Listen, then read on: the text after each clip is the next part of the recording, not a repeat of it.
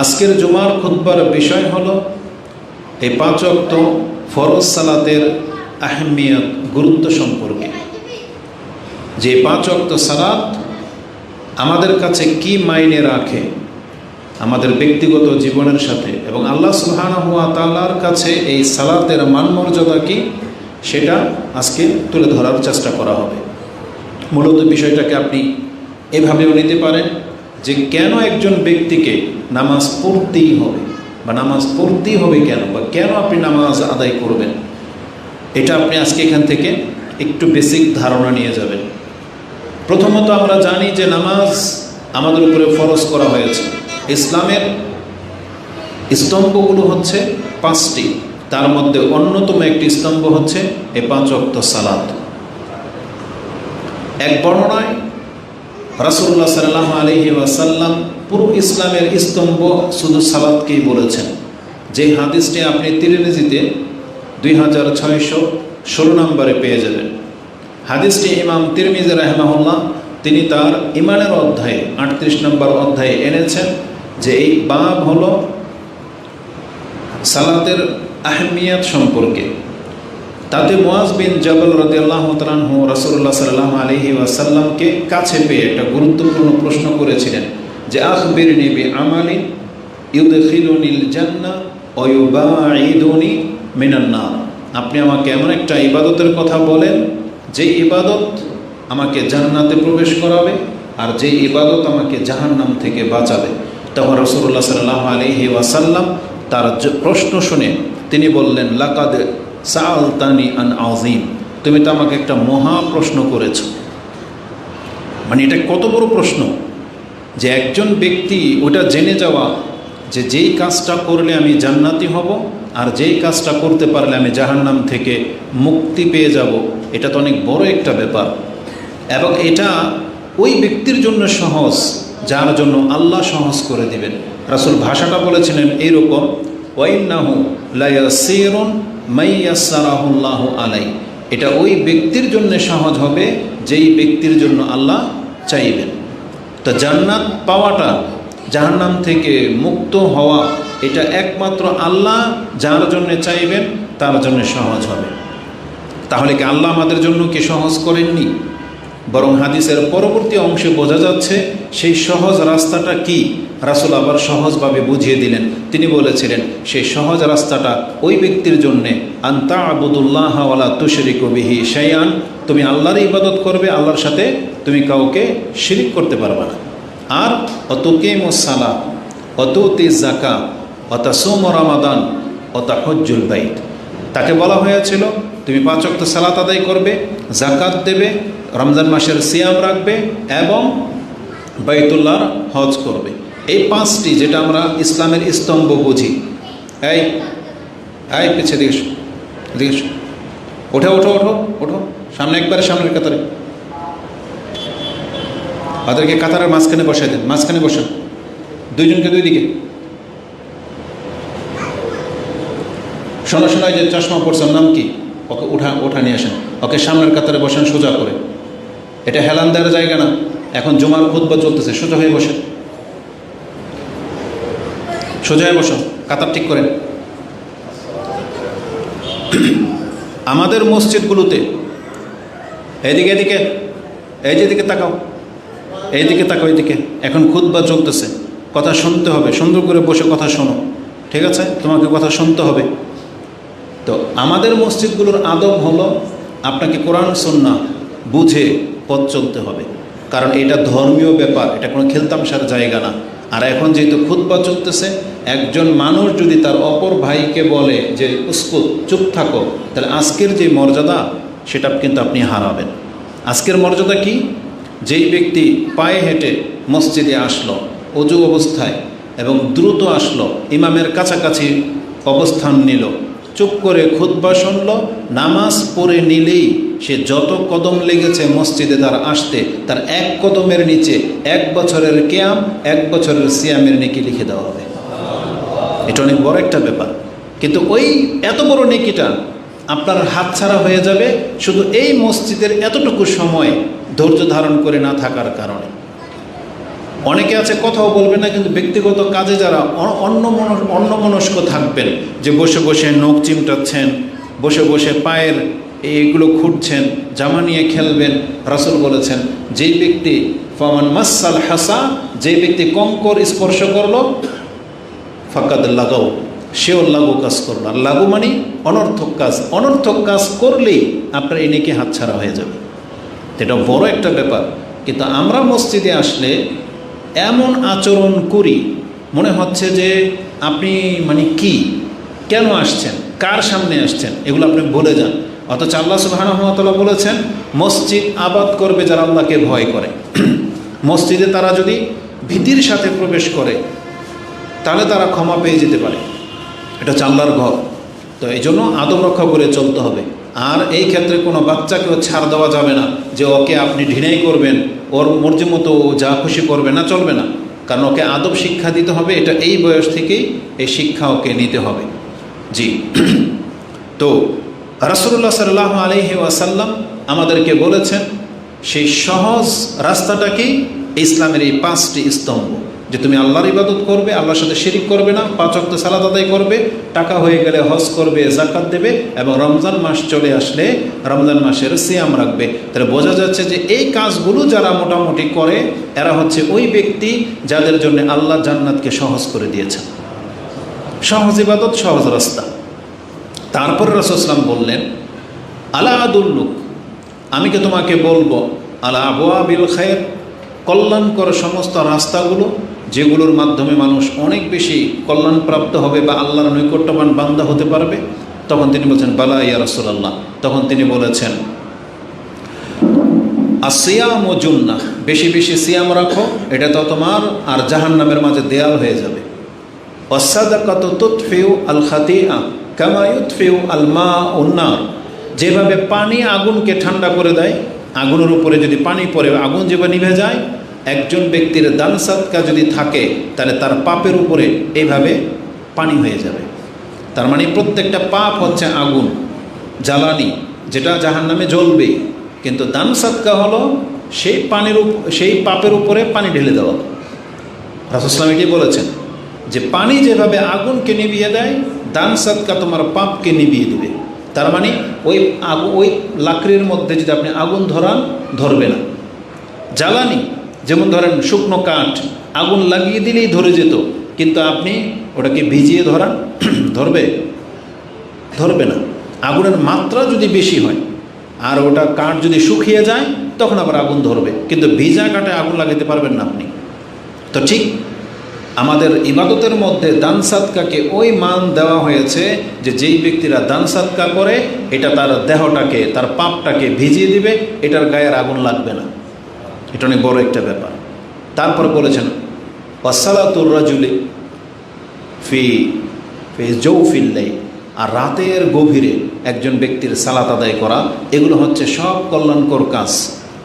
তারপর রাসূল সাল্লাল্লাহু আলাইহি ওয়াসাল্লাম বলেছেন আলা আদুল্লুকা রাসুল আমরি কুল্লি, এই সব কিছুর ঊর্ধ্বে কি সেটাকে তোমাকে বলবো। ও আমুদুহু ও জিরওয়াতা সানামুহু, এবং ওই সব কিছুর মূল কি এবং এর চূড়া কি। তখন সে বালা ইয়া রাসূলুল্লাহ। তখন রাসূল বলেছেন আল ইসলাম, ইসলাম হচ্ছে সব কিছুর মূল। ও আমুদুহু আসসালাহ, আর ওই ঘরের মূল হলো নামাজ, মানে যেটার উপরে এই ঘরটা দাঁড়িয়ে আছে, মানে পিলার, আমুদ হচ্ছে সালাত। আর অজিরওয়াতা সানামিহি আল জিহাদ, আর এর চূড়া হলো জিহাদ করা।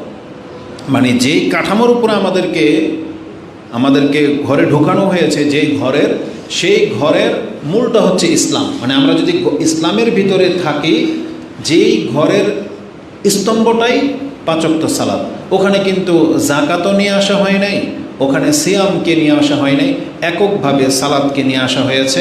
যে যেই ঘরটা হচ্ছে ইসলাম, তার পিলারটাই হলো নামাজ, আর তার চূড়া হলো জিহাদ, যেটাতে সবাই উঠতে পারে না, কখনো কখনো প্রয়োজন হয়।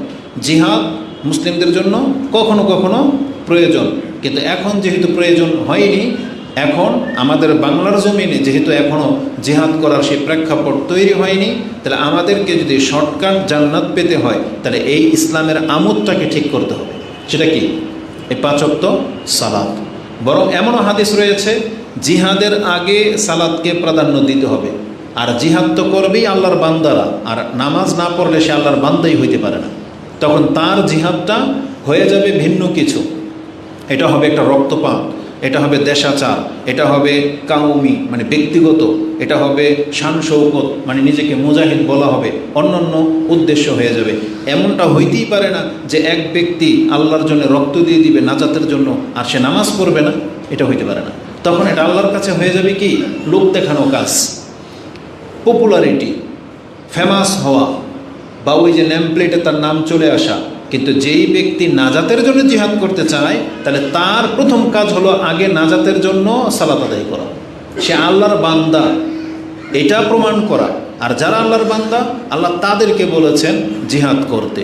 এই জন্য আল্লাহর বান্দা না হয়ে যদি কেউ জিহাদ করে তাহলে তার জিহাদ হয়ে যাবে আবু তালেবের মতো। কারণ আবু তালেব ইসলাম গ্রহণ না করেও রাসূল ইসলামের জন্য জিহাদ করেছিল কাফেরদের বিরুদ্ধে, রাসূল ইসলামের সাথে থেকেছিল।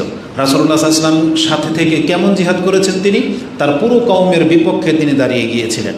তাকে বন্দি করা হয়েছিল, মানে ঘেরাও করা হয়েছিল, তাদের সাথে সম্পর্ক ছিন্ন করা হয়েছিল, কিন্তু আবু তালেব রাসূলকে ছাড়েন নাই, রাসূলুল্লাহ সাল্লাল্লাহু আলাইহি ওয়াসাল্লামের সাথেই ছিলেন। কিন্তু এই প্রচেষ্টা, এই জিহাদ তাকে মুক্তি দিতে পারেনি, কারণ তিনি আল্লাহর প্রতি ঈমান আনেননি। তাহলে যেটা নাজাতের জন্য প্রথম লাগবে এটা আপনার ঠিক আছে কিনা দেখতে হবে। এই জন্য যারাই জিহাদ করব আগে আমাদের 5 ওয়াক্ত সালাতকে ঠিক রাখতে হবে। যারা আবার বক্তব্য ঝাড়ে না যে যখন শত্রুপক্ষ চেপে যাবে, যখন জিহাদ শুরু হয়ে যাবে তখন নামাজ আকীদা এসব দেখা দেখি নাই, এ কথাটা আসলে সঠিক না।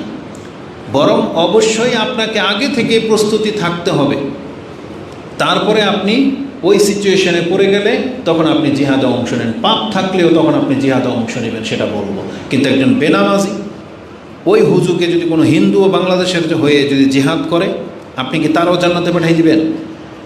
তাহলে ওই একই অবস্থা, একজন হিন্দু যদি বাংলাদেশের জন্য কাফেরদের সাথে জিহাদ করে আর একজন বেনামাজি যদি জিহাদ করে, এই দুইজনের মান সমান, সে নাজাত কিন্তু পাবে না। কারণ নামাজকে ঈমান বলা হয়েছে। ইমাম মুসলিম রাহিমাহুল্লাহ সেই হাদিস কোট করেছেন, যেটা আপনি ঈমানের অধ্যায় 153, 54, 55 এই 3টা হাদিস পড়েন। তাতে জাবির বিন আবদুল্লাহ থেকে রাসূল সাল্লাল্লাহু জিজ্ঞাসা করা হয়েছে যে আন্না রাজুলান সাআলা, বা জিজ্ঞাসা করা হয়েছে সুইলা, রাসূলকে জিজ্ঞাসা করা হয়েছে আইয়ুল আমালি আফদাল, আল্লাহর কাছে কোন আমল সবচেয়ে প্রিয় বা উত্তম। তারপর প্রশ্ন করা হয়েছে আইয়ুল আমালি আহাব্বু ইলাল্লাহ, আল্লাহর কাছে কোন আমল সবচেয়ে পছন্দনীয়। তারপরে জিজ্ঞাসা করা হয়েছে আরেকটা প্রশ্ন যে আইয়ুল আমালি আকরাবু ইলাল জান্নাহ, কোন আমলটা আমাকে সবচেয়ে বেশি জান্নাতের নিকটে করে দেবে। এই 3টা প্রশ্নের জবাব রাসূল বলেছেন আসসালাতু ফি ওয়াক্তিহা, আসসালাতু লি ওয়াক্তিহা, আসসালাতু ফি আউয়ালি ওয়াক্তিহা, এভাবে আছে। আবার বলা হয়েছে আসসালাতু আলা মাওয়াকিতিহা, নামাজকে তার ওয়াক্ত মোতাবিক আদায় করা। এটা হলো ওই আমল যে আমলটাকে আল্লাহ সবচেয়ে পছন্দ করেন, যে আমলটা সবচেয়ে উত্তম ইবাদত, যেই আমলটা একজন মানুষকে খুব দ্রুত জান্নাতের নিকটে করে দেয়, সেটা হচ্ছে 5 ওয়াক্ত নামাজ। আজকে এটা যখন কোনো ব্যক্তি ছেড়ে দেবে তাহলে তার জান্নাতে ঢোকার আর কোনো ইচ্ছা অন্য কোনো ওয়ে দিয়ে হবে না, এটা জেনে নেন। এটা হচ্ছে প্রথম বাব ধরে নেন। ঈমানের পরেই যেটার স্থান ঈমান, বরং ঈমানের পরে স্থান না, ঈমান থাকে তো ভিতরে, আর এটাকে বহিঃপ্রকাশ ঘটানোর যতগুলো আমল আছে তার প্রথম স্তরে হচ্ছে সালাত। একজন ব্যক্তির ঈমান আছে, এটার প্রথম প্রকাশই হচ্ছে তার 5 ওয়াক্ত সালাত। তাহলে যারা বেনামাজি নামাজ আদায় করেন না আর বলেন আমার ঈমান ঠিক আছে, তাহলে আপনি কোরআন সুন্নাহর বিপক্ষে মত দাঁড় করালেন। আল্লাহ বলতেছেন না নামাজিরাই হলো মুমিন, আর আপনি বলতেছেন যে নামাজ না পড়েও মুমিন থাকা যায়। মানে আপনার বক্তব্যটা হচ্ছে কোরআন হাদিসের খেলাফ, অতএব আপনি নাজাত পাবেন না। আপনাকে এই নীতির উপর আসতে হবে যে ঈমানের পরে সর্বপ্রথম দায়িত্ব এবং ঈমানের বহিঃপ্রকাশই হচ্ছে সালাত। যার সালাত নাই তার ঈমান নাই। এই জন্য রাসূলুল্লাহ সাল্লাল্লাহু আলাইহি ওয়াসাল্লাম তিনি কঠোর ভাষায় ব্যবহার করেছেন। এটাও আপনি মুসলিমে ঈমানের অধ্যায় পেয়ে যাবেন 148 এবং 149 নম্বর হাদিসে, যে রাসূলুল্লাহ সাল্লাল্লাহু আলাইহি ওয়াসাল্লাম বলেছেন বাইনাল আবদি অল কুফর আউই শিরক তারকাস সালাহ, আল্লাহর বান্দা আর একজন কাফেরের মাঝে অথবা একজন মুশরিকের মাঝে পার্থক্য হলো নামাজ ছেড়ে দেওয়া। এটা ইমাম মুসলিম তার 148 149 নম্বরে এনেছেন ইমানের অধ্যায়। এই কথাটাকে ইমাম তিরমিজি রাহিমাহুল্লাহ তিনিও তার কিতাব ইমানের অধ্যায়, নামাজের অধ্যায় না, ইমানের অধ্যায় এনেছেন। হাদিস আপনি পেয়ে যাবেন 2618, 19, 20। এই তিনটা হাদিসের মধ্যে দেখেন এখানে এই শব্দ আছে বাইনাল কুফরি ওয়াল ঈমান। ওই হাদিসে আছে মুসলিম আর কাফেরের মাঝে, আর ইমাম তিরমিজির হাদিসে আছে ঈমান এবং কুফরির মাঝে। কুফরি এবং ঈমানের মাঝে পার্থক্য হলো তারকাস সালাহ, নামাজ ছেড়ে দেওয়া। তার মানে যেই ব্যক্তি নামাজ আদায় করে সে মুসলিম এবং ইসলামের উপরে আছে, আর যেই ব্যক্তি নামাজ আদায় করে না সেই ব্যক্তি কাফের এবং কুফরির মধ্যে আছে। এইভাবে আমাদেরকে ভেঙে বলে দেওয়া হয়েছে। নাসাইতে এবং আবু দাউদে, নাসাইতে আপনি 464, 65 এই হাদিসগুলো দেখেন, তাতে আছে রাসূল বলেছেন লাইসা বাইনাল আবদি ওয়া বাইনাল কুফর ইল্লা তারকাস সালাহ। এমন কোনো ইবাদত নাই যেটা একজন বান্দাকে কুফরি থেকে আলাদা করতে পারে। একটা মাত্র ইবাদত, সেটা হচ্ছে নামাজ ছেড়ে দেওয়া। এই নামাজ এটা আমাদের পরিচয় বহন করে, এটা হচ্ছে প্রকৃত মুমিনদের রূপ। এবং এই ফতোয়াটা সমস্ত সাহাবীদের, সাহাবায়ে কেরামরা নামাজটাকে ঈমান মনে করতেন, নামাজ ছেড়ে দেওয়াটাকে কুফরি মনে করতেন।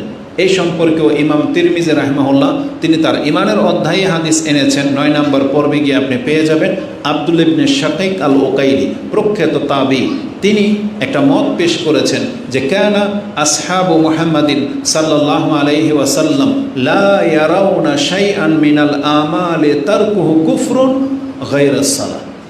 আমি রাসূলুল্লাহ সাল্লাল্লাহু আলাইহি ওয়াসাল্লামের সাহাবায়ে কেরামদেরকে পেয়েছি যারা কোনো ইবাদত ছেড়ে দেওয়াটাকে কুফরি মনে করতেন না, একমাত্র নামাজ ব্যতীত।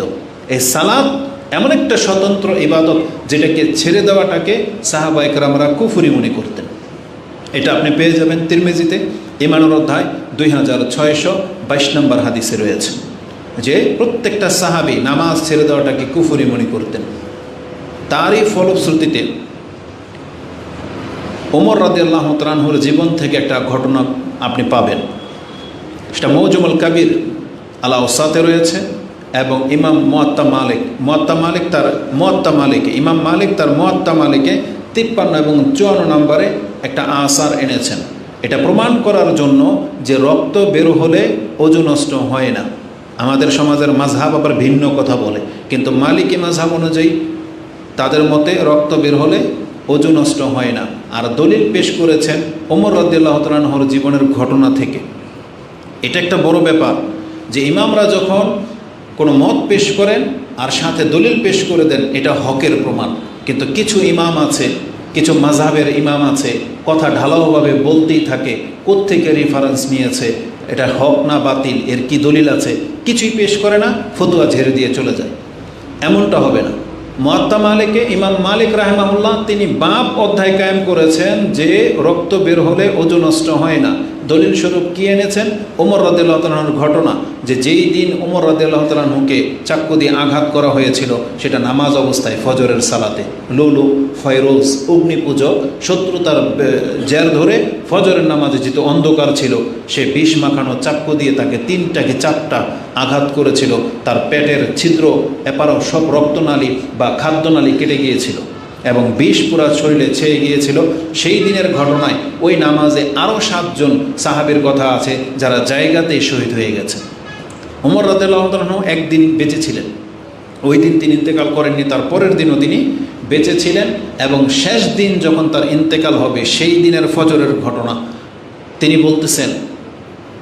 প্রথমে তার ঘটনা থেকে এটা পাওয়া যায়, যখন তিনি আহত হলেন, বেহুশ হয়ে গেলেন, নামাজরত অবস্থায় শেষ রাকাত ছিল, তিনি নামাজটা পুরা করতে পারেননি।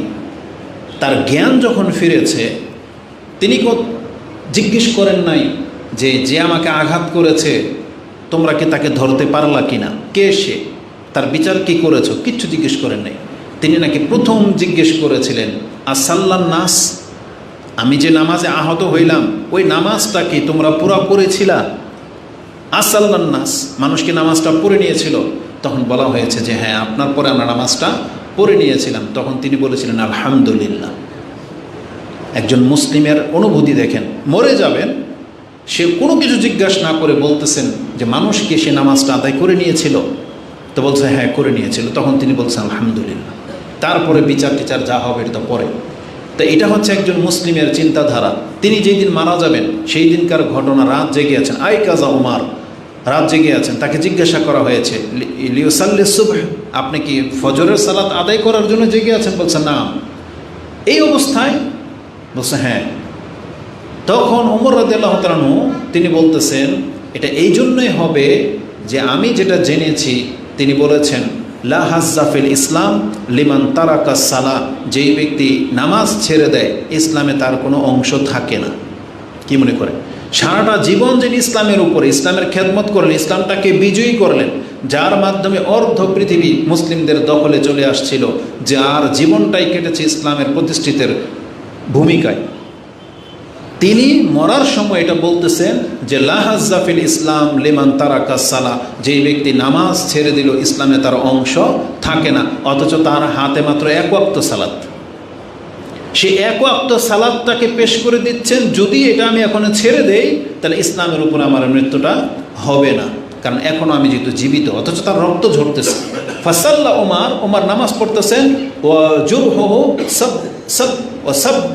সাবদাম, তার ক্ষত রক্ত ঢেলে দিচ্ছে। ইমাম মালিক এই ভাষাটাই ব্যবহার করেছেন যে তার ক্ষত রক্ত ঢেলে দিচ্ছে, আর ওমর নামাজ পড়তেছে রক্ত ঝরা অবস্থায়। আর এটাকে প্রমাণ করে দিতে চেয়েছেন যে অজু ভাঙে না, কারণ যদি রক্ত ঝরলে অজু ভেঙে যেত তাহলে বিনা অজুতে নামাজ হয় না। লা তুকবালু সালাত বিত্তুহুরি বা বেগাইরে তুহুর, মানে নামাজ কবুল হবে না পবিত্রতা ছাড়া। তাহলে রক্ত বেরোলে যদি মানুষ অপবিত্র হয়ে যেত তাহলে ওমর রাদিয়াল্লাহু তাআলা কোনো দিন এই নাপাক অবস্থায় নামাজ পড়তেন না, বরং তার রক্ত ঝরতেছে আর তিনি নামাজ আদায় করতেছেন। কিন্তু আমাদের মূল উদ্দেশ্য কি এখানে? ওমর রাদিয়াল্লাহু তাআলা সেই কথা যেটা আপনি মুয়াত্তা মালিকের 53-54 নম্বর আয়াতে হাদিসে পেয়ে যাবেন যে লা হাজ্জা ফিল ইসলাম লিমান তারাকা সালাহ, যেই ব্যক্তি নামাজ ছেড়ে দেয় ইসলামে তার কোনো অংশ থাকে না। কিন্তু আজকে অধিকাংশ মুসলিমদের চরিত্র দেখেন, সে কি মুসলিম না মুনাফেক এটা নিজে বলতেই পারবে না। কেন বললাম জানেন? মুনাফেক বললে ভুল হবে। আপনি বেনামাজি, আপনাকে আমি মুনাফেক বলতেছি না, কিন্তু হুকুমের দিক থেকে আপনাকে মুনাফেক বললেও এটা আমাদের ভুল হবে। কেন জানেন? কারণ রাসূল সাল্লাল্লাহু আলাইহি ওয়াসাল্লামের যুগে মুনাফেক পর্যন্ত নামাজ আদায় করত। কোরআনে আমরা 4টা নাম পাই, মুমিন, মুসলিম, কাফের, মুশরিক আর মুনাফেক, তাই না? পঞ্চম নাম পাচ্ছি না। যদি পঞ্চম কোনো নাম থাকতো তাহলে আমরা বেনামাজের জন্য ফিট করে দিতাম, কারণ বেনামাজিকে মুনাফেক বলাটাও মনে হয় অপরাধ হবে। কারণ রাসূল সাল্লাল্লাহু আলাইহি ওয়াসাল্লামের যুগের মুনাফেক পর্যন্ত নামাজ আদায় করত। এবং রাসূলুল্লাহ সাল্লাল্লাহু আলাইহি ওয়াসাল্লাম এবং কোরআনের সেই আয়াত, আল্লাহ কি বলেছেন যে মুনাফেকরা নামাজে দাঁড়ায় কামু কুসালা, অলসতার সাথে, ওয়ালা ইয়াযকুরুন আল্লাহ ইল্লা কালিলা, তারা আল্লাহকে স্মরণ করে খুব অল্প। তার মানে দ্রুত নামাজ পড়া, নামাজটাকে ভারী মনে করা, এটা মুনাফিকদের আলামত। আল্লাহ বলেছেন কোরআনে যে তারা অলসতার সাথে নামাজে দাঁড়ায়। আর রাসূল বলেছেন আসকালুস সালাতি আলাল মুনাফিকিনা সালাতুল ইশাই ওয়া সালাতুল ফজর, আও কামা ক্বালা রাসূলুল্লাহি সাল্লাল্লাহু আলাইহি ওয়াসাল্লাম, যে মুনাফিকদের উপরে সবচেয়ে ভারী নামাজ হচ্ছে এশার নামাজ আর ফজরের নামাজ। তাহলে এরা মুনাফিক অথচ নামাজ পড়ে। আপনি কি একবার ভাবেন জীবনে আপনার জীবন নিয়ে যে আপনি নামাজ না পড়ে তাহলে মুসলিম হইলেন কিভাবে, যেখানে মুনাফিক পর্যন্ত নামাজ পড়ে? এজন্য আমাদের জানা নাই যে আপনার ভাষাটা কি হবে, কি হুকুম লাগানো হবে আপনার উপরে। আপনাকে আরেকটা নোক্তা দেখাই দিই, বেনামাজের কথা কোরআন হাদিসে আলোচনায় আসে নাই। তারপরে মানে কি মেসেজ দেব আপনাকে এটা আমি, মানে আল্লাহ সুবহানাহু ওয়া তাআলা বেনামাজিদের সম্পর্কে কোনো কথাই বলেন নাই। এমনকি রাসূলুল্লাহ সাল্লাল্লাহু আলাইহি ওয়াসাল্লাম বেনামাজিদের সম্পর্কে তেমন কোনো কথা বলেন নাই। কারণ রাসূল সাল্লাল্লাহু আলাইহি ওয়াসাল্লামের একজন সাহাবীর নাম আপনি দেখাইতে পারবেন না যে নামাজ পড়তো না, আর রাসূল তাকে এইটা তালকিন করেছেন যে তুমি নামাজ পড়ো না কেন, দেখাইতে পারবেন না। বরং রাসূল সাল্লাল্লাহু আলাইহি ওয়াসাল্লাম কাউকে নফল নামাজের প্রতি বেশি আদেশ করেছেন, আবার কাউকে বলেছেন তোমাকে এত নফল পড়তে হবে না, মাঝে মাঝে রাত্রে ঘুমাইবা, মাঝে মাঝে সালাত পড়বা নফল নামাজের ক্ষেত্রে। কিন্তু কোনো সাহাবীকে রাসূলুল্লাহ সাল্লাল্লাহু আলাইহি ওয়াসাল্লাম এটা জেরা করেছেন বা প্রশ্ন করেছেন যে তুমি কি আজকে সালাত পড়েছ, এটা হইতে পারে না। কারণ রাসূল সাল্লাল্লাহু আলাইহি ওয়াসাল্লামের সাহাবে কেরামরা মুনাফিক ছিলেন না, তারা আল্লাহর প্রতি ঈমান এনেছেন, এই জন্য ঈমানের দাবিতে তারা সালাত আদায় করতেন, তাদেরকে হুকুম জারি করতে হয়নি। আপনি দেখাইতে পারবেন না যে কোনো সাহাবীকে বেনামাজি হওয়ার কারণে এতটা বেত্রাঘাত করা হয়েছে, কোনো প্রমাণ নজির আপনি দেখাইতে পারবেন না। যে মুসলিম আবার নামাজ পড়বে না, এটা রাসূল সাল্লাল্লাহু আলাইহি ওয়াসাল্লামের মেন্টালিটিতে ছিল না। আর আল্লাহ সুবহানাহু ওয়া তাআলা যেন বেনামাজি সম্পর্কে কোনো কথাই বলেন নাই যে আল্লাহর বান্দা হয়েও আবার নামাজ পড়বে না, প্রশ্নই ওঠে না। এটা কাফেরের চরিত্র হতে পারে, এটা মুনাফিকের চরিত্র হতে পারে, এটা মুশরিকের চরিত্র হতে পারে, কিন্তু মুসলিম বেনামাজি হইতে পারে না। বেনামাজির কথা যে আল্লাহ বলেন নাই তার বাস্তব প্রমাণ হলো মুসলিমের থেকে একটা হাদিস নিয়ে নেন। ইমাম মুসলিম রাহিমাহুল্লাহ তিনি তার ঈমানের অধ্যায়ে হাদিস এনেছেন ৮০-৮১ নম্বর অধ্যায়ে, জিসরে জাহান্নাম, জাহান্নামের উপরে যে পুল হবে সেই পর্বে গিয়ে হাদিস পেয়ে যাবেন, এবং সর্বশেষ ব্যক্তি যে জান্নাত পাবে সেই বর্ণনাতেও পেয়ে যাবেন। তাতে আমি যে কথাটা এখন বলবো সেটা আপনি ৩৪৩ নম্বর হাদিসে পেয়ে যাবেন, ঈমানের অধ্যায়ে মুসলিমে ৩৪৩। তাতে রাসূলুল্লাহ সাল্লাল্লাহু আলাইহি সাল্লাম বলেছেন, যখন বিচার শুরু হবে আল্লাহ সুবহানাহু ওয়া তাআলা বিচারের মাঠ থেকে প্রথমে কাফেরদেরকে সরিয়ে দিবেন। এমন একটা আদেশ করবে যে কাফের শর্তে বাধ্য, কাফের, ইহুদি, নাসারা, খ্রিস্টান, বৌদ্ধ সব হাসরের মাঠ থেকে সরে যাবে, বাকি থাকবে মুসলিমরা। এই মুসলিমদের মধ্যে যারা আল্লাহ ছাড়া আর কারো ইবাদত করে নাই, তাদের মধ্যে এমন ব্যক্তিরাও থাকবে যারা আল্লাহর ইবাদত করে নাই। এখন তাদেরকে কিভাবে বের করা হবে? আল্লাহ সুবহানাহু ওয়া তাআলা তাদেরকে জিজ্ঞেস করবেন, তোমরা এখানে অপেক্ষায় কেন আছো? তোমরা কি কুল্লু উম্মাতিন, প্রত্যেক জাতি তার মাবুদদের সাথে চলে গেছে, তোমরা কেন অপেক্ষমান? এবং বলা হবে যে হাজা মাকানুনা, এটা আমাদের স্থান, হাত্তা নাতিয়া রাব্বুনা, আমাদের রব যতক্ষণ পর্যন্ত না আসবে আমরা এখানে দাঁড়িয়ে থাকব। তখন আল্লাহর পক্ষ থেকে বলা হবে হাল বাইনাকুম ওয়া বাইনাহু আয়াতুন তারিফুনাহু, আল্লাহকে চেনার মতো তোমাদের কাছে কি কোনো দলিল আছে? চিনবা কি করে আল্লাহকে? তোমাদের কাছে কি কোনো প্রমাণ আছে? তখন মুসলিমরা বলবে না, হ্যাঁ প্রমাণ আছে। কি বলবে? আসাক, পায়ের গোছা। কারণ কোরআনে আল্লাহ সুবহানাহু ওয়া তাআলা বলেছেন যে কিয়ামতের মাঠে পায়ের গোছাকে উন্মুক্ত করা হবে এবং আমাদেরকে সেজদা করার জন্য ডাকা হবে। কোথায় আছে? আল্লাহ বলেছেন ওয়ায়ুকশাফু আন সাকিন ওয়ায়ুদাউনা ইলা সুজুদি ফালা ইয়াস্তাতিউন, ইয়াউমা ইউকশাফু আন সাক, আল্লাহ বলেছেন যেই দিন পায়ের গোছাকে উন্মুক্ত করে দেওয়া হবে, ওয়ায়ুদাউনা ইলা সুজুদি, যাদেরকে সেজদার জন্য ডাকা হবে, ফালা ইয়াস্তাতিউন, কত ব্যক্তি আছে সেই দিন সেজদা করতে পারবে না। কারা তারা? দুনিয়াতে যাদেরকে নামাজের জন্য ডাকা হয়েছিল, আল্লাহ বলেছেন ওয়ায়ুদাউনা ইলা সুজুদি ওয়া হুম সালিমুন, এটা আয়াতের শেষ অংশ। আল্লাহ বলেছেন যাদেরকে নামাজের জন্য ডাকা হয়েছিল ওহুম সালেম, তারা কি ছিল? সুস্থ, সক্ষম, নিরাপত্তায় ছিল, কোনো ভয় ছিল না যে মসজিদে আসতে পারে নাই, অসুস্থ ছিল না যে মসজিদে আসতে পারে নাই, এমন না যে ঘুমিয়ে গেছে আজান শুনতে পায়নি, শত্রুর ভয় ছিল অথবা সেন্সলেস ছিল, এমন না। সালেম, আল্লাহ বলছেন সালেমুন, তারা একেবারে নিরাপত্তা ছিল, সক্ষম ছিল, নির্ভয়ে ছিল, কিন্তু তারা মসজিদে আসে নাই, তারা সেজদা করতে পারবে না।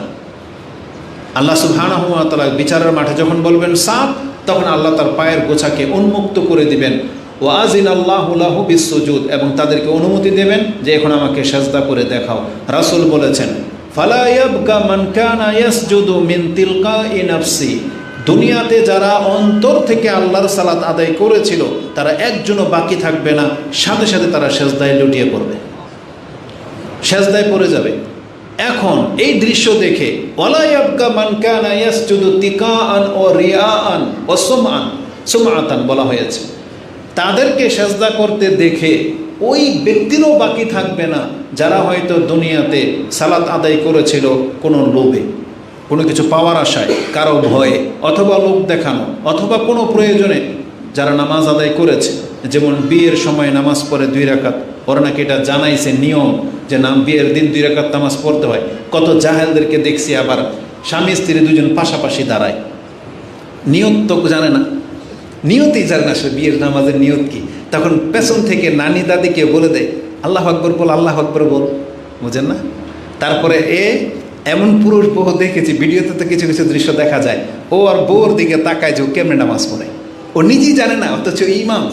ও জানে না যে রুকু সেজদা কখন করতে হয়। ও এমনি তাকায় যে দেখে আর বউ কীভাবে নামাজ পড়ে। মানুষ এত মূর্খ হইতে পারে।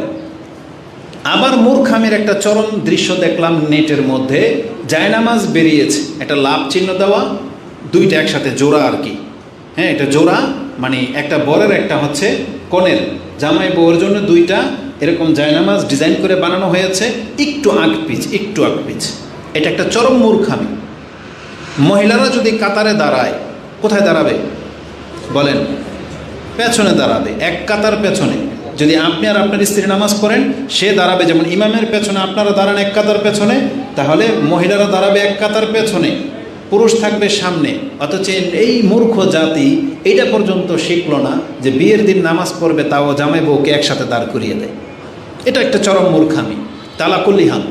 তো যারা দুনিয়াতে কোনো না কোনো দিন কোনো না কোনো কারণে যারা জুমার নামাজ পড়তে আসছেন বা ঈদের নামাজ পড়বেন, জীবনের এই দুইটা নামাজ আপনি পড়েন, তারাও দেখবে যে আজকে সেজদা করতে পারলেই আমি নাজাত পেয়ে যাব, তখন তারাও চাইবে সেজদা করতে। কিন্তু আল্লাহ সুবহানাহু ওয়া তাআলা কি করবেন? জাআল আল্লাহু যাহারাহু তাবাকাতান ওয়াহিদা, আল্লাহ তাদেরকে এরকম একটা শক্ত কাষ্ঠের মতো সোজা করে দেবেন। এই পুরো মেরুদণ্ডটা হিলবে না, প্রত্যেকটা হাড় দিয়ে শক্ত হয়ে যাবে। কুল্লামা আরাদা আইয়াসজুদা খাররা আলা কাফা, রাসূল বলেছেন যখনই তারা সেজদা করতে চাইবে, জোর খাটাবে, চিত হয়ে পড়ে যাবে। আল্লাহর সামনে দৃশ্য এটা, সেজদা করতে পারবে না। কারণ আল্লাহ সুবহানাহু ওয়া তাআলা প্রত্যেকটা দুনিয়ার ইবাদতকে পরকালের সাথে জোড়া করে দিয়েছেন। মানে দুনিয়াতে যেগুলো আপনি ইবাদত রূপে দেখতেছেন, এগুলো ঘটবে সব হাশরের মাঠে। যেমন আল্লাহ আমাদেরকে দাঁড় করিয়ে রাখবেন, হাশরের মাঠে কিন্তু কাউকে বসতে দেওয়া হবে না, সেখানে দাঁড় করিয়ে রাখা হবে। আপনি সেই দৃশ্যটা দেখেন তো, যে আল্লাহর সামনে যারা কিয়াম করে রাত্রে দাঁড়িয়ে থাকে, পা ফুলিয়ে দেয়, কেন তিনি এমনটা করতেন? হতে পারে হাশরের মাঠের দাঁড়ানোটা তার জন্য সহজ হয়ে যাবে। এই জন্য আমাদেরকে কিয়াম করে নামাজ পড়তে বলা হয়েছে। নামাজে কিন্তু কিয়াম করা ফরজ। এই জন্য যে যতক্ষণ লম্বা আপনি দাঁড়িয়ে থাকবেন, হতে পারে আল্লাহ সুবহানাহু ওয়া তাআলা হাশরের মাঠের দাঁড়ানোটাকে সহজ করে দেবেন। দুনিয়ার মধ্যে যেমন এই নামাজের দৃশ্যটা নিয়ে নেন, আল্লাহর সামনে এক দল লম্বা সেজদায় পড়ে থাকবে, আরেক দল চিত হয়ে পড়ে থাকবে, হিলতে পারবে না, কারণ তো পিঠ সোজা হয়ে গেছে। আর যখনই সেজদা করতে চেয়েছে, চিত হয়ে পড়ে আছে। এখন কিছু মানুষ আছে সেজদায়, কিছু মানুষ শুয়ে আছে চিত হয়ে। দেখেন তো এই দৃশ্যটা পৃথিবীতে ঘটে কিনা? ফজরের নামাজে ঘটে না এটা? আজান হয়েছে, যারা সালাত পড়ার মসজিদে চলে আসছে, মহিলারা ঘরে নামাজে সেজদায়, কিন্তু যারা নামাজ পড়ে না তারা তখন কোথায় থাকে? বিছানায় চিত হয়ে থাকে। কি মনে করেন দৃশ্যটা? এটা আল্লাহর সামনে ঘটবে। সেই দিন আপনি কোনো উপায় দেখবেন না, আপনি চাইলেও সেদিন জাগতে পারবেন না, চাইলেও আপনি সোজা হয়ে বসতে পারবেন না, কারণ আপনি তো নিজেকে এইভাবেই গড়ে তুলেছেন। এটা এইভাবে শক্ত হয়ে যাবে। এটা খুব মারাত্মক সিচুয়েশন হতে যাচ্ছে। এটা প্রমাণ হয়ে যাবে যে এই যে যারা সেজদায় পড়ে আছে, এগুলো আমার বান্দা, এরাই প্রকৃত মুসলিম। আর যারা চিত হয়ে পড়ে আছে, এরা মিথ্যা বলতেছে, এরা দুনিয়াতে আমার ইবাদত করে নেই। তার রেজাল্ট, তাদের হিসাব কিতাব কিন্তু এখানেই শেষ। হাদিস আর কিছু বলা হয়নি তাদের সাথে কী আচরণ করা হবে, বরং যারা সেজদায় পড়ে আছে তাদেরকে আল্লাহ এবার অনুমতি দিবেন, মাথা উঠাও। তখন আল্লাহ সুবহানাহু ওয়া তাআলা তাদেরকে মাথা উঠাতে বললে তারা উঠে দাঁড়াবে। ওই যে যারা চিত হয়ে পড়েছিল, এদেরকে আল্লাহ হাশরের মাঠ থেকে খালি করে দিবেন। কোথায় নিয়ে ফেলবেন? এবার আপনি চিন্তা করেন এদেরকে কোথায় নিয়ে যাওয়া হবে। এদের আর কোনো বিচার নাই, হিসাবই নেই, জিজ্ঞাসা করবো হবে না আল্লাহ তাকে যে তুমি কি ইবাদত করে আসছো। আর কাদের বিচার নাই, হিসাব নাই। কোরআনে তো আল্লাহ বলেছেন, আমি কোনো কাফেরদের জন্য দাঁড়িপাল্লা কায়েম করি নাই। বিচার হবে মুসলিমদের। কোন মুসলিমদের? ওই যে যারা সেজদায় পড়েছিল, এদের মধ্যে ফাজিরান আও বাররান ও ফাজিরান, রাসূল বলেছেন তাদের মধ্যে পাপীরাও আছে, সৎলোকেরাও আছে। পাপী কিন্তু নামাজি। দৃশ্যটা দেখেন, পাপী তারপরও সেই দিন সেজদা করতে পারবে, কারণ দুনিয়াতে সে মুসলিম ছিল সেই জন্য। আর এখানে একটা নোক্তা বলে দিই, এই লোকগুলো যখন মাথা উঠাবে না, যারা ফেক মুসলিম, মিথ্যুক মুসলিম, তারা শুধু আল্লাহর পাটুকু দেখতে পাবে, যেহেতু মুসলিম দাবি করেছিল সেই জন্য। এই জন্য আল্লাহ এতটুকু দেখতে দেবেন। আল্লাহ সুবহানাহু ওয়া তাআলার কদম মুবারক আপনি দেখতে পাবেন যদি মুসলিম হয়ে থাকেন, নামের মুসলিম। আর প্রকৃত মুসলিমরা কি দেখবে? এদেরকে যখন হাশরের মাঠ থেকে সরিয়ে ফেলা হবে, এরা এত বদনসিব যে আল্লাহর চেহারা পর্যন্ত দেখতে পাবে না। যে যেই স্রষ্টা আমাকে সৃষ্টি করলেন তিনি কেমন, এটাই বেনামাজি দেখতে পাবে না। এটা কত বড় মারাত্মক ব্যাপার। আরেকজন পাপী যদি নামাজি হয়, সেও আল্লাহকে দেখতে পাবে। তার কিছুক্ষণ পরেই আল্লাহ তার চেহারাটাকে উন্মুক্ত করে দিবেন এবং তারা দেখবে, আল্লাহকে সচক্ষে দেখবে। রাসূল বলেছেন, ইন্নাকুম তারাউনাহু ইয়ানান, তোমরা সচক্ষে আল্লাহকে দেখতে পাবে হাসরের মাঠে। ইয়ানান, একবার দিব্য চক্ষে দেখতে পাবে। এটা বুখারী মুসলিমের ভাষা। ইন্নাকুম তারাউনাহু ইয়াউমাল কিয়ামাতি ইয়ানান, একবারে সচক্ষে তোমরা আল্লাহকে দেখতে পাবে। আল্লাহকে দেখতে পাওয়ার মর্যাদাটা কি জানেন? এটা অনেকে ফিল করেন নাই। যারা হাসরের মাঠে আল্লাহকে নিজের চোখে দেখতে পাবেন, আপনি যত বড় পাপী হন না কেন, আপনার জন্য জান্নাত নির্ধারিত। কারণ কি জানেন? ওই পুরো টিম যারা আল্লাহকে দেখতে পাবে, এখন আল্লাহ বলবে আমাকে অনুসরণ করো, আসো আমার সাথে। তখন নিয়ে দাঁড় করিয়ে দেওয়া হবে জাহান্নামের পুলের কিনারায়। বলবে এবার তুমি পার হও, ওই যে ওই পারে জান্নাত, আমি তোমাকে জাহান্নামে ফেলবো না। তুমি যদি পাপ করে থাকো বান্দা, তোমার জিম্মেদারি, এখন তুমি এটা পার হয়ে আসো, ওই পারে আসলে তোমার জন্য জান্নাত। এখন মানুষ পাপের কারণে শাস্তি পাবে, পাপের কারণে জাহান্নামে পড়ে যাবে। আল্লাহ কাউকে ধাক্কা দিয়ে জাহান্নামে ফেলবে না। এই জন্য আল্লাহ বলেছেন, আমি আমার কোনো মুসলিম বান্দার জন্য জাহান্নাম তৈরি করি নি। উইদ্দাত লিল কাফিরিন, আল্লাহ বলছেন ওটা আমি কাফেরদের জন্য তৈরি করেছি। কাফেররা যখন দলে দলে আসবে, যেটা আপনি সূরা জুমার 39 নম্বর সূরার 70 থেকে পড়েন, ওয়াজলিফাতিল না 39 নম্বর সূরার 70 নম্বর থেকে পড়েন, যেখানে কাফেরদের বর্ণনা দেওয়া আছে যে কাফেরদেরকে দলে দলে নিয়ে আসা হবে। হাত্তা ইযা জাউহা ফুতিহাত আবওয়াবুহা, তারা এসে দেখবে জাহান্নামের দরজাগুলো খোলা। তার মানে জাহান্নামের দরজা আছে, আর সেই দরজা দিয়ে কোনো মুসলমানকে ঢুকানো হবে না, সেখানে ঢুকবে সব কাফেররা, যে ঢুক এই দরজা দিয়ে ঢুক। আর মুসলিমদেরকে কি করা হবে? এই জাহান্নামের উপর দিয়ে সিঁড়ি লাগিয়ে দেওয়া হবে, ছাদ খোলা থাকবে। আল্লাহ কাউকে জাহান্নামের দরজা দিয়ে ঢুকাবে না। আল্লাহর এতটা দয়া, আল্লাহ বলবেন মুসলিম তুমি এটা উপর দিয়ে পার হও, তুমি যদি উপর থেকে ছিটকে পড়ে যাও এটা তোমার দোষ, আমি তোমাকে ফেলার জন্যে জাহান্নাম তৈরি করিনি। এই জন্য যারা উপর থেকে ছিটকে পড়তে না চান, তাহলে আপনাকে সব রকমের পাপ থেকে বাঁচতে হবে। কিন্তু আল্লাহর দয়া এটা, মুসলিম উপর থেকে পড়বে, আবার ভাসবে, আবার একটু উঠবে, আবার পড়বে, এইভাবে সে তার অনেক শাস্তি পাবে, এক পর্যায়ে সে জান্নাত পাবে, কারণ যেহেতু সে আল্লাহকে দেখেছে। নামাজি, কিন্তু যারা সৎ নামাজ পড়েন না, আপনি আল্লাহকে দেখতে পাবেন না, আপনার তকদিরই নেই। এই জন্য আপনাকে সালাত পড়তে হবে। যেহেতু আমি লম্বা করব না, নামাজ সম্পর্কে কথা বলতে গেলে 2 ঘন্টায়ও শেষ হবে না। এটা আমি মুখস্থ বললাম, কিন্তু তখন এখন পর্যন্ত আমি তাকাই নেই, দলিলগুলো আমার সব সামনে আছে।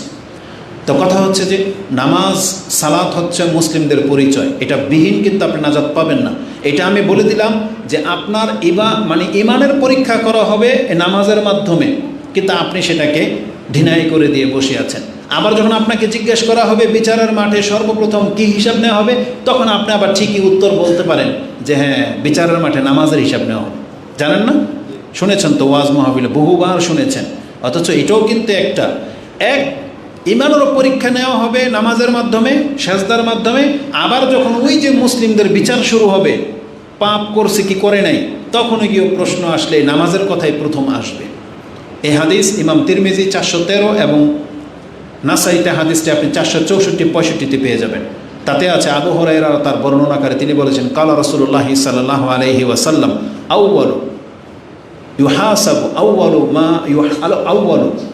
ইউহাসাবুল আবদু ইয়াউমাল কিয়ামাতি মিন আমালিহি সালাতুহু। প্রথমে একজন বান্দার কাছ থেকে যখন ইবাদতের হিসাব নেওয়া হবে, তখনই তাকে জিজ্ঞেস করা হবে তার নামাজ সম্পর্কে। ফাইন সালুহাত, সে যদি তার নামাজকে ঠিক রেখে থাকে, ফাকাদ আফলাহা ওয়া আনজা, সেই ব্যক্তি মুক্তি পাবে, সেই ব্যক্তি নাজাত পাবে, সেই ব্যক্তি সফল হবে। ওমান, যেই ব্যক্তি নামাজকে সুরক্ষিত রাখলো, ওমান ফাসাদাত, আর যেই ব্যক্তি নামাজকে ধ্বংস করেছে, ফাকাদে খাবা ওয়া খাসির, সেই ব্যক্তি ক্ষতিগ্রস্ত হবে এবং ধ্বংস হবে। এটি ইমাম তিরমিজি এবং নাসাই কোট করেছেন। তার মানে হিসাব 2 রকম হবে, এক ইমানের হিসাব হবে নামাজ দিয়ে, আবার ইবাদতের ক্ষেত্রে প্রথমেই আল্লাহ সুবহানাহু ওয়া তাআলা নামাজের হিসাব নেবেন। তাহলে আপনি প্রস্তুত করে রাখেন, যেই হিসাবটা প্রথমে আসবে আপনি সেটা ছেড়ে দিয়ে যেটার হিসাবই নেওয়া হবে না, আপনি সেই কাজে ব্যস্ত। আজকে অধিকাংশ মুসলিমদের চরিত্র এটা না, দেখবেন যে যেই কাজটা নফল মানে আপনার মজা লাগতেছে, সেই কাজে আপনি ব্যস্ত। সেটা কি? আপনার বাড়িতে আজকে মেহমানদারি করবেন, সবাইকে খাওয়াবেন, আপনি এত ফুর্তি, এত ব্যস্ত, কিন্তু নামাজের ওয়াক্ত চলে যাচ্ছে, আপনার খবর নেই। বাড়িতে মেহমান আসতে মহিলারা পাক শাকে এত ব্যস্ত, জোহর শেষ, আসর শেষ, মাগরিবে গিয়ে গোসল করে, এত ব্যস্ত আপনি। এই খাওয়া দাওয়ার আপনাকে নাজাত দিতে পারবে? গরুর বিক্রেতা যারা হাটের মধ্যে গরু বিক্রি করেন, আর আপনি ক্রেতা, কুরবানি আল্লাহর জন্য করবেন, লাখ টাকা দামের গরুর কুরবানি, আর আপনার 5 ওয়াক্ত নামাজ গোল্লাই গেল, অথচ আপনি এটা কি জন্য করতেছেন? এই কুরবানি আপনাকে নাজাত দিতে পারবে? আরে বরং কুরবানির ক্ষেত্রে তো আল্লাহ আগে নামাজের কথাটা বলেছেন, ফাসাল্লি লিরাব্বিক ওয়ানহার, তুমি তোমার রবের জন্য সালাত করো, তারপরে বলা হয়েছে কুরবানি করো। ওই ব্যক্তির জন্য জায়েজ নাই যেই ব্যক্তি নামাজ না পড়ে গরুর গলায় ছুরি চালাবে, ওই ব্যক্তির জন্য জায়েজই নেই, আপনি হচ্ছে জালেম ব্যক্তি। কারণ আপনাকে এই অধিকারই দেওয়া হয়নি যে আপনি আল্লাহর একটা প্রাণীকে হত্যা করবেন, এই অধিকারই দেওয়া হয়নি, এটা তো মুসলিমদের জন্য ছিল। এই জন্য আপনাকে নামাজ পড়তে হবে, তো নামাজের হিসাবটা প্রথমে হবে। আর নামাজেরকে আপনি মূল্যায়ন করতেছেন না, অথচ নামাজের সেজদার উপরে আল্লাহ জান্নাতকে লিখে দিয়েছেন। এটাও হাদিস নিয়ে নেন, ইমাম মুসলিম কোট করেছেন এই হাদিস। ইমাম মুসলিম রাহিমাহুল্লাহ এটাও ইমানের অধ্যায়ে হাদিস এনেছেন যে রাসূল সাল্লাল্লাহু আলাইহি ওয়াসাল্লাম বলেন, ইজা কারা ইবনু আদামা আস-সাজদাতা ফাসাজাদা ইতাজালা শায়তানা ইয়াবকি। আদম সন্তান যখন কোরআন পাঠ করে তখন সেজদার আয়াত আসলেই কি করে? সেজদা করি কিনা আমরা? সেজদার আয়াতটা শেষ হলেই তো আমরা সেজদা করি। ওই সেজদাটা যখন আপনি করেন, রাসূল বলেছেন ইতাজালা শায়তান, শয়তান তার কাছ থেকে দূরে সরে যায়, ওয়াবকি, এবং কান্না করতে থাকে। কি জন্য কান্না করতে থাকে? আপনি দৃশ্য দেখেছেন, বাচ্চারা ধরেন আপনি কোনো খাবার নিয়ে আসছেন, এক ছেলেকে যেই কালারটা দিয়েছেন এটা ওর পছন্দ, আর আপনার আরেক বাচ্চার পছন্দ, বা ওরটা বেশি গেছে, ও কী করবে? এটাকে ঝাড়া দিয়ে ফেলাই দিয়ে একটা দৌড় দিবে গিয়ে কান্না করে কিনা? তা ঠিক শয়তান এই স্বভাবটাই, যখন দেখবে যে ওকে দিয়ে দেওয়া হলো, আমাকে দিয়ে দেওয়া হলো না, শয়তান ওর থেকে দূরে সরে গিয়ে কান্না করতে থাকে। সেটা কি বলে? শয়তান বলে, ইয়া ওয়াইলি, হায় আমার দুর্ভোগ, উমিরা ইবনু আদমা বিসসুজুদি ফাসাজাদা ফালাহুল জান্নাহ ওয়া উমিরতু বিসসুজুদ ফাআবাইতু ফি রিওয়ায়াতিন আসাইতু ফালিয়ান নার। হায় আমার দুর্ভোগ, আদম সন্তানকে সেজদা করতে বললেই আদম সন্তান সেজদা করে, আর এই সেজদা করার কারণে অর্জনের জান্নাত ফরজ হয়ে গেল। আর আমাকেও সেজদা করতে বলেছিলেন আল্লাহ, আমি অস্বীকার করার কারণে, আমি এটা অমান্য করার কারণে আজকে আমি জাহান্নামী হয়ে গেলাম। তার মানে সেজদার মধ্যে জান্নাত রয়েছে। সেজদা করতে যারা অস্বীকার করতেছেন, আপনার জন্য জাহান্নাম কিন্তু অবধারিত হয়ে যাচ্ছে। ওয়ালাহুল জান্নাহ বলা হয়েছে, যারা সেজদা করলো তার জন্য জান্নাত অবধারিত, আর যে সেজদা করলো না তার জন্য জাহান্নাম অবধারিত। আপনি কি মনে করেন? আজকে আপনাদের বিচক্ষণতা দেখি, শয়তান কয়টা সেজদাকে অস্বীকার করেছিল? কয়টা করে নাই সেজদা?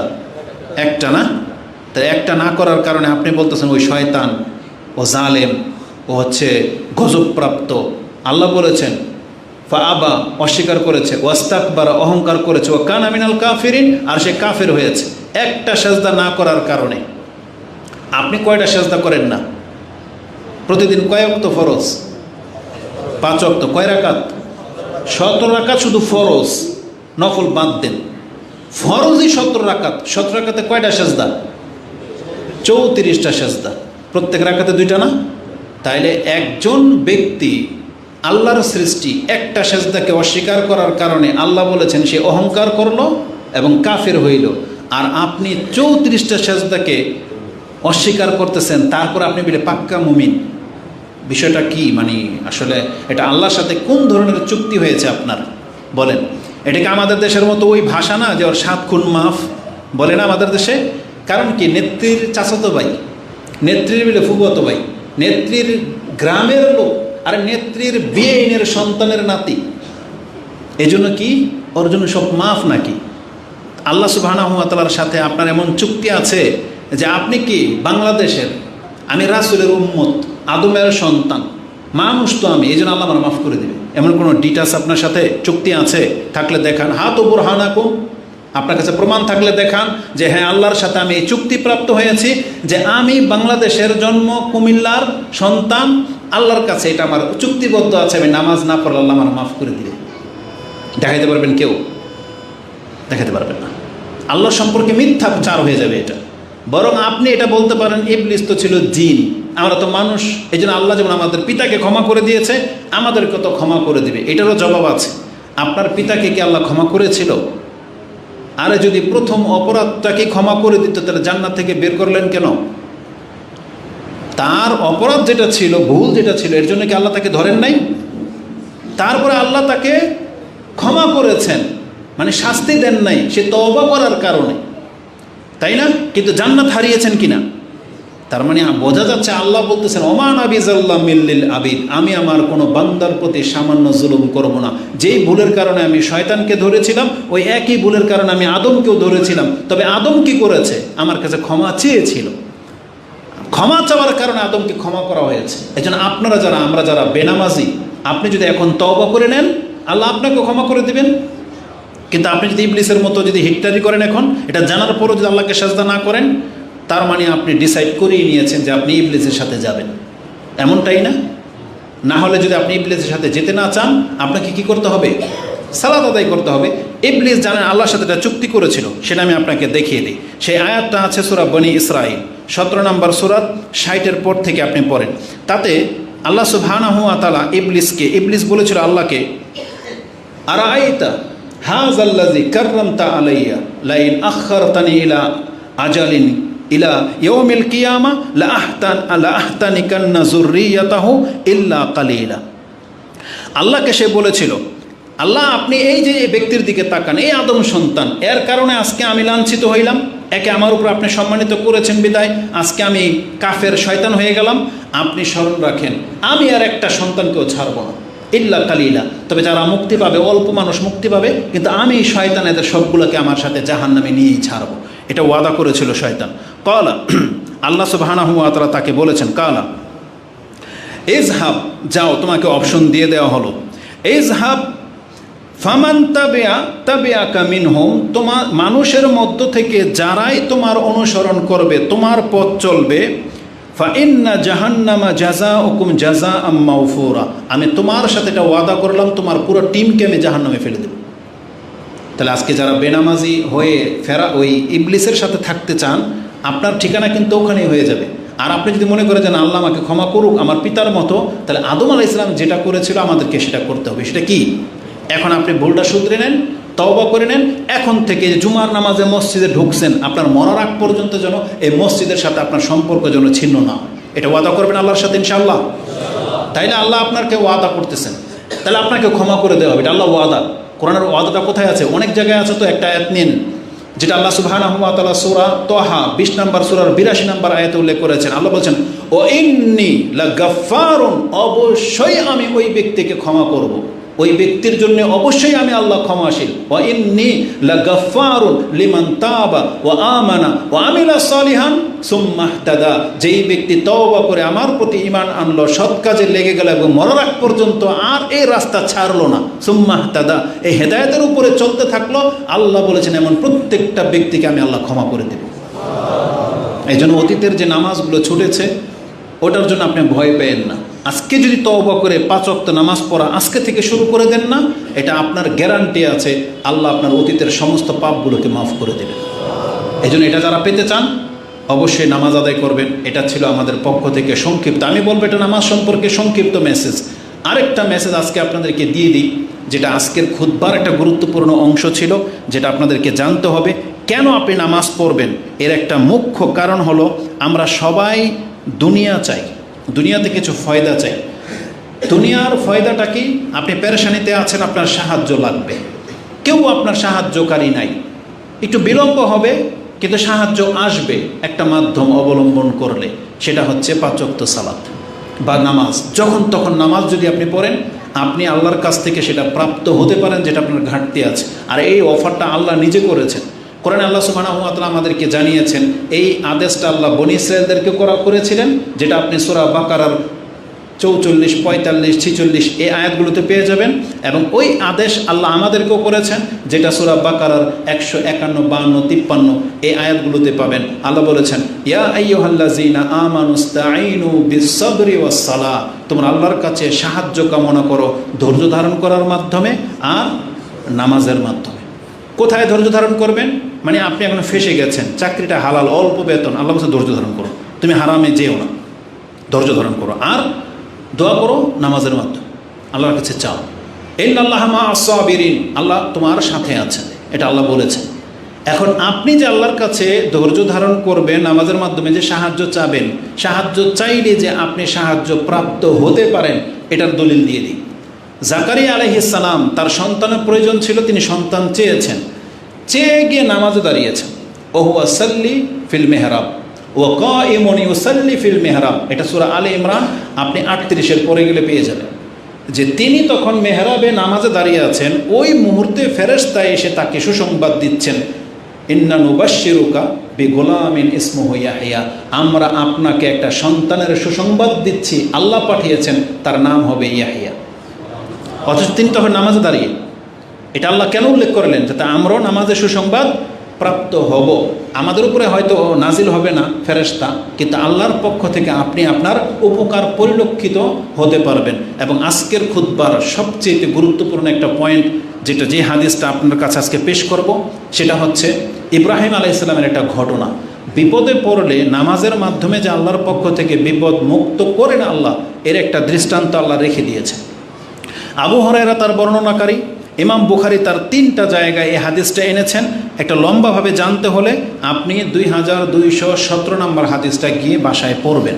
2217 34 নম্বর অধ্যায় ক্রয় বিক্রয়ের অধ্যায় এবং 100 নম্বর পর্ব, তাতে রাসূল সাল্লাল্লাহু আলাইহি ওয়াসাল্লাম একটা হাদিস এনেছেন ইব্রাহিম আলাইহিস সালামের ঘটনা, যে হাজারা ইব্রাহিম আলাইহিস সালাম তিনি তার স্ত্রীকে নিয়ে হিজরত করলেন। এমন একটা জনপদের উপর দিয়ে গেলেন, সেখানে একজন মালিক ছিল অথবা একজন জব্বার, মানে স্বৈরাচার শাসক ছিল। সেই শাসকের কাছে সংবাদ পৌঁছলো যে ইব্রাহিম নামের এক ব্যক্তি এমন এক মহিলা নিয়ে আসছে, এই বিশ্বের মধ্যে এর মতো সুন্দরী আর কেউ নাই।